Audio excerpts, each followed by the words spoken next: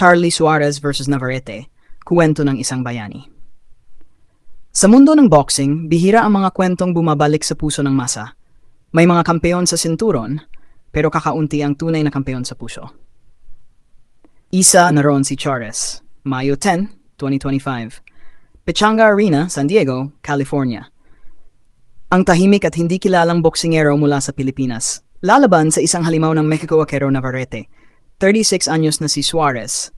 Sa edad na yan, karamihan sa mga boksingero, tapos na. Pero siya, ngayon pa lang sinusubok ang hangganan ng kanyang pangarap.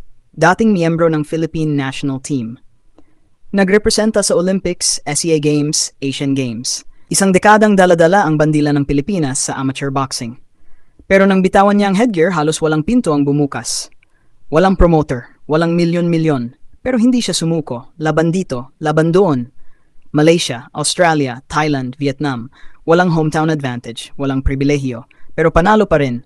Panalo ang puso. Ngayon, 18-0. Walang talo. 10 knockouts. At ngayon, lalaban para sa WBO Super Featherweight World Title. Ang makakalaban niya, si Navarrete. Isang knockout artist. May 39 panalo, 32 dito knockout. Kampeon sa 3 weight divisions. Halos 10 taon nang nasa tuktok. Pero nitong weigh-in, napansin ng marami, hirap si Navarrete sa timbang. 3 beses bumalik sa timbangan bago makuha ang limit. Isang senyales ng kahinaan. Samantalang si Suarez, relax, disiplinado, focused.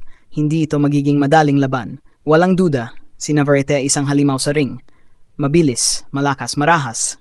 Pero ang dala ni Suarez, higit pa sa suntok.